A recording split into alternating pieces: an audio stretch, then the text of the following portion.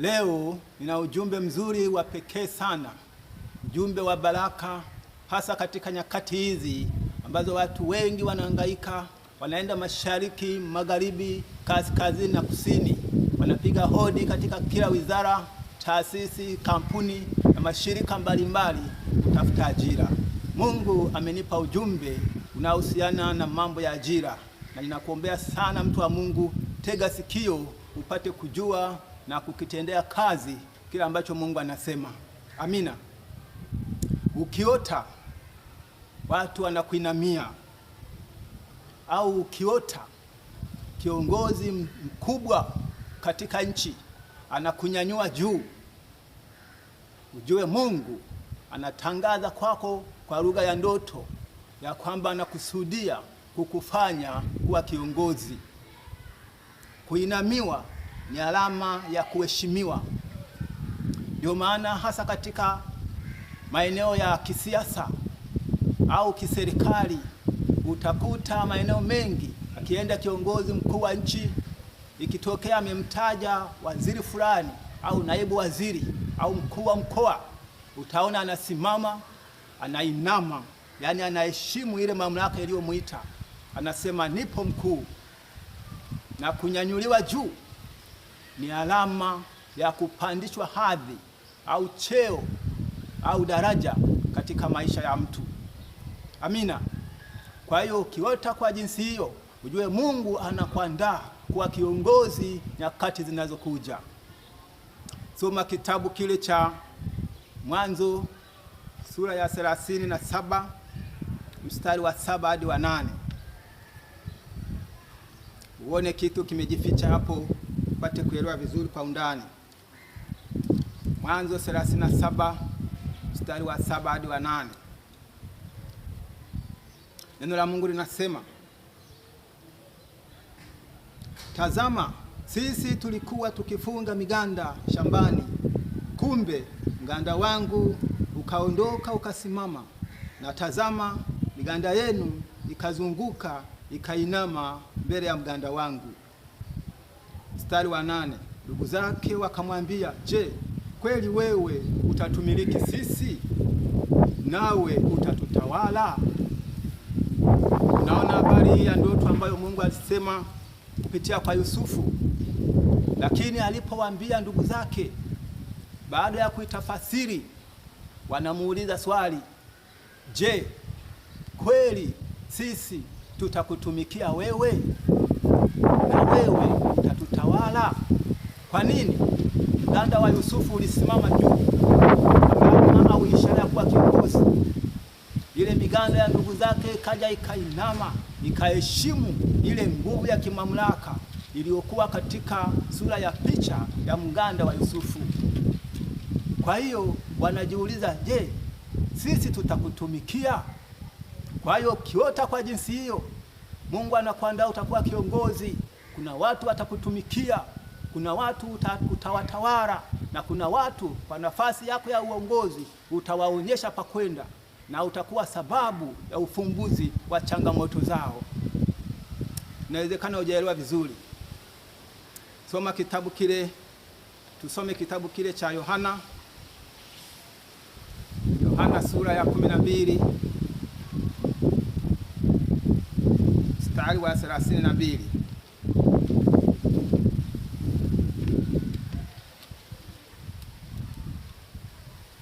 Yohana 12 mstari wa 32, neno la Mungu linasema, nami nikiinuliwa juu ya nchi, nitawavuta wote kwangu.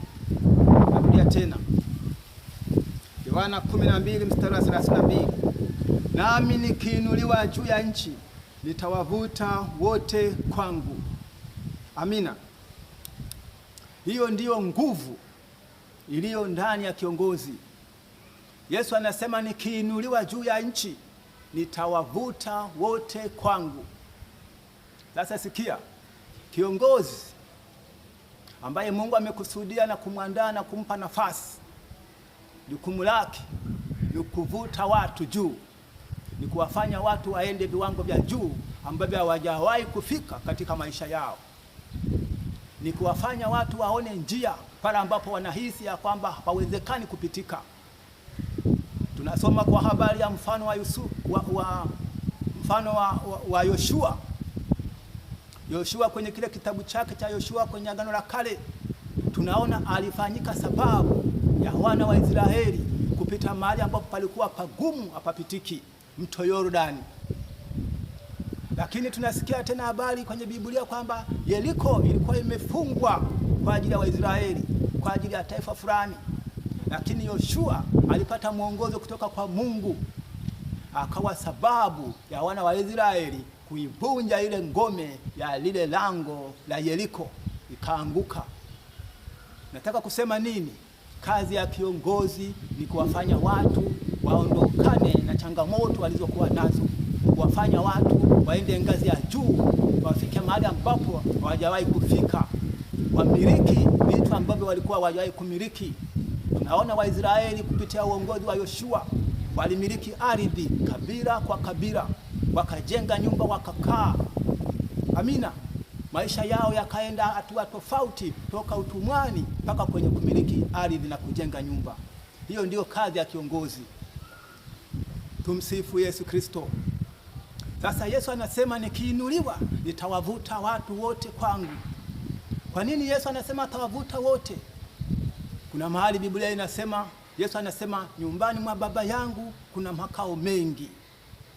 Kwa hiyo Yesu anatangaza kwamba akiinuliwa atavuta wote kwake, kwa sababu nyumbani mwa Baba yake kuna makao mengi. Hata watu wakienda maelfu kwa mamia kwa maelfu, hawawezi kulaliana, hawawezi kulala njaa, hawawezi kukanyagana. Nyumbani mwa Baba yake kuna makao ya kutosha. Amina. Lakini angalia, katika hali ya kawaida kwa leo, changamoto tulio nayo kwa viongozi wengi, na ndivyo hali halisi ilivyo. Ukiinuliwa hauwezi kuvuta watu wote kwako. Amina. Ukiinuliwa ukawa waziri au ukawa manager au ukawa mkurugenzi, hauwezi kuvuta watu wote kwako. Kwa sababu gani? Hauna makao au nafasi za kutosha kuwapa wale watu wote.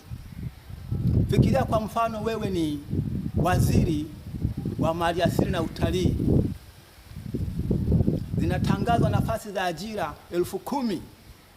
Watu wenye sifa ni wengi, maelfu kwa maelfu. Wanakuja kuleta barua za maombi watu 50,000. Na ukiangalia wengi wana vigezo. Kwa hiyo unachokifanya unabagua. Unaita mtoto wa mjomba, ukiangalia na sifa na vigezo, hajaajiriwa muda mwingi, unamchukua, unampa ajira. Unaangalia pengine simu amekupigia mtoto wa mama mdogo, hajaajiriwa na mwaka wa 3 au wa 7, ana vigezo, ana diploma na vyeti, unamchukua, unampa ajira. Ukiangalia pengine kuna mtoto wa mkubwa wako juu amekupigia, msaidie huyo, amekuamuru, unamchukua, unamsaidia, anapata ajira. Kuna rafiki yako mmesoma naye miaka mingi, lakini bado mna mahusiano ya karibu, mnawasiliana, pengine amekutumia mpaka na hela ya chai, unamchukua huyo ndugu, unamsaidia, pata ajira. Mwisho wa siku zile nafasi zinakata, zinaisha, watu bado ni wengi na wanasifa. Kwa hiyo wanarudi nyumbani. Kwa nini? Kwa sababu hauna nafasi za kuwapa wote. Nafasi ulizo nazo zina ukomo. Kwa hiyo unabagua. Nataka niseme nini, mtu wa Mungu? Ukiota unainamiwa au unanyanyuliwa juu, ni ishara ya kwamba Mungu anakuandaa kuwa kiongozi. Lakini ni wazi huwezi kuwasaidia wote, ila wasaidie wale ambao Mungu amekusudia. Na kwa nafasi hiyo utafanyika kuwa baraka. Utafanyika kuwa baraka kwa sababu Mungu anakuwa amefungua lango la ajira kupitia kwako. Utawasaidia watu wa karibu, watu mnaohusiana, utawasaidia kupata ajira. Mtoto wa mjomba utamsaidia, mtoto wa kaka utamsaidia, mtoto wa jirani utamsaidia. Kwa hiyo utafungua lango la baraka la ajira kwa wale watu.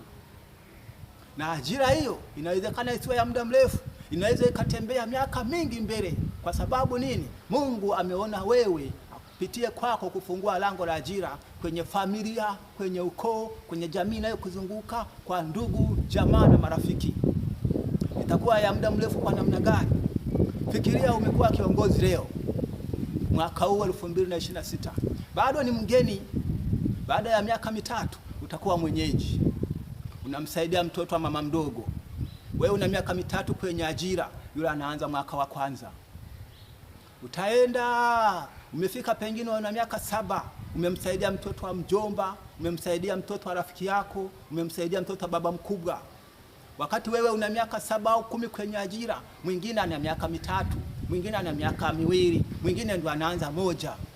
Kwa hiyo itafika hatua wewe utastaafu, wale uliowasaidia wanaendelea na ajira, na wao pia watakuwa wanawasaidia wengine. Kwa nini? Kwa sababu nikiinuliwa juu nitawavuta watu kwangu. Imo nguvu ya kuwavuta watu katika nafasi au kiwango ya juu kwa kiongozi. Kwa hiyo wewe umemsaidia yule naye kuna watu atakuwa anawavuta, anawafahamu ndugu wa damu na wasiokuwa wa damu. Kwa hiyo hilo lango litakuwa endelevu. Tumsifu Yesu Kristo. Nachotaka kusema ni nini? Usipuuze Mungu anapokuwa amesema na wewe kwa habari ya ufumbuzi wa changamoto ya ajira kupitia lugha hii ya ndoto. Natamani sana uombe ili hii ndoto izihirike. Amina. Omba hata kwa kufunga ukiweza. Omba hata kwa novena. Omba hata kwa kushiriki mikesha. Omba hata kwa kusomania za misa, kwa sababu ndoto hii na mpango huu wa Mungu kwako ni wa muhimu na wa thamani sana kuliko unavyofikiri. Utakuwa wa faida kubwa kwako wewe na kwa wazazi, kwa familia yako, kwa majirani, kwenye jamii unayokaa na kwa watu wa karibu na wewe. Tumsifu Yesu Kristo. Kwa hiyo mtu wa Mungu, usipuuze. Usipuuze. Amina. Usipuuze kwa sababu zamani nafasi zilikuwa nyingi. Watu wanaohitaji walikuwa wachache. Kwa hiyo kwa namna moja au nyingine ni kama lile andiko alilosema Yesu lilikuwa linatimia. Kwa sababu nafasi zipo 20. Waliosoma wenye sifa wapo 10. Kwa hiyo watu wanakuchukua tu, hata ukiwa fridi wanakuchukua tu, tayari wanakuhakikishia uhakika wa ajira. Lakini leo kibao kimegeuka, ndugu yangu. Wenye sifa wamekuwa wengi, nafasi za ajira zimekuwa ndogo. Tumsifu Yesu Kristo. Kwa hiyo nataka niseme na wewe kwa habari hiyo, mtu wa Mungu, ya kwamba Mungu akikusudia hayo, Mungu akikuonyesha hayo, Mungu akisema na wewe kwa lugha hiyo, usipuuze. Usiseme ni ndoto tu. Amina. Amina. Soma kile kitabu cha Ayubu sura ya 33 mstari wa 14 hadi 16.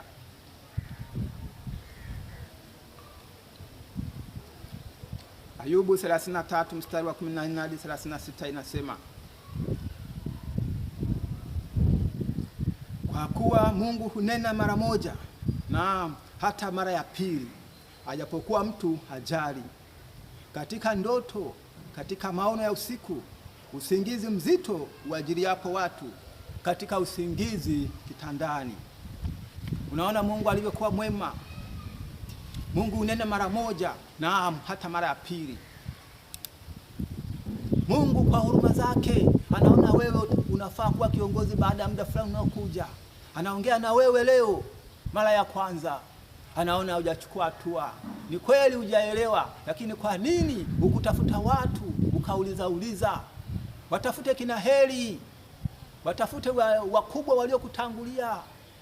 Lakini pia unaweza kuomba, kumwambia Mungu, umesema nami kwa njia ya ndoto. Naona ndoto hii ni nzuri, ni ya pekee, sijaielewa. Unakusudia nini? Mungu atasema na wewe tena kwa lugha nyingine. Usipuuze tu. Usipuuze tu. Amina. Ikitokea kwa bahati mbaya ukapuuza mpango huu wa Mungu kwako wa kufanyika kuwa lango la ajira, madhara makubwa utakuwa umepata. Wewe mwenyewe utakuwa miongoni mwa watu ambao wataishi maisha yasiyofaa kiuchumi. Lakini pia pasipo kujua, utakuwa umekwamisha watu wengi nyuma ambao ungewasaidia, kwa sababu damu ni nzito kuliko maji. Ni wazi ungewasaidia watu, ndugu, jamaa, marafiki, watu wa ukoo wako. Ungewasaidia, wangepiga hatua, wangetoka kwenye hiyo hali ya umaskini, wangetoka kwenye hiyo hali ya kuwa tegemezi, wangeanza kujitegemea wao, na wangekuwa baraka kwa kuwasaidia watu wengine. Lakini nani alifungua mlango? Wewe hapo, ambaye Mungu alikusemesha kwa njia ya ndoto. Amina.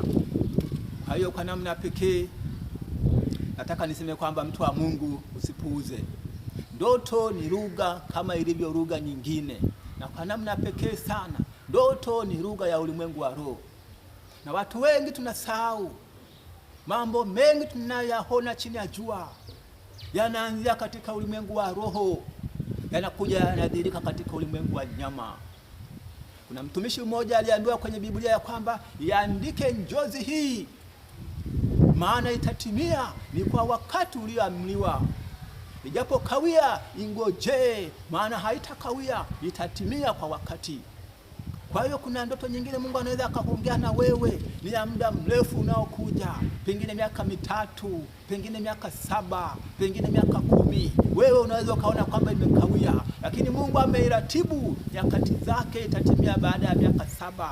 Ivumilie, ingoje, iombe, ili itakapokuwa inatimia ikukute huko mahali sahihi, kwa namna ambavyo itadhihirika na kukufanya wewe uwe baraka katika maisha yako na kwa ndugu na kwa watu wanaokuzunguka. Tumsifu Yesu Kristo. Tumsifu Yesu Kristo. Basi kwa namna pekee, mtu wa Mungu, naendelea kukualika kwa ajili ya masomo haya yanayopanua ufahamu wa watu wa Mungu katika lugha ya ndoto. Tembelea ukurasa wangu wa YouTube, andika jina Richard Matoro, au angalia kwenye Instagram kwa jina la Richard 46. Mungu akubariki sana, na uyatendee kazi maneno yake, maana unapoyatendea kazi maneno ya Mungu ndipo yanapodhihirika katika maisha yako. Tunaona kwa habari ya mfano Bikira Maria alipoambiwa na malaika ya kwamba salamu Maria, umejaa neema, Bwana yu nawe. Na malaika akamwambia, utachukua mimba, utamzaa mtoto, utamwita Yesu. Bikira Maria alikubali, akaitika, akasema na iwe kwangu kama ulivyonena. Manaka alikubali kulitendea kazi neno ambalo Mungu alimsemesha kwa kinywa cha malaika. Tokea hapo maandiko yanasemaje? Roho Mtakatifu alimjilia kama kivuli, ghafla akapata ujauzito, akamzaa mwana, mwana wa pendo lake Yesu Kristo, tukamwona kwa macho. Kwa hiyo unapolitendea kazi neno la Mungu, ndipo linapodhihirika, linaonekana kwa jinsi ya nyama. Maandiko yanasema naye neno alitwaa mwili akakaa kwetu, nasi tukauona utukufu wake, utukufu kama wa mwana pekee, amejaa pendo na kweli. Sipuuze neno, mtu wa Mungu. Namna pekee na kushukuru kwa kuitika kuja kusikiliza maneno haya ya uzima. Mungu akusaidie na kupe neema ya kuyatendea kazi. Usiseme hili ni la fulani, usiseme ni ndoto tu, usiseme hili halinihusu. Tumsifu Yesu Kristo.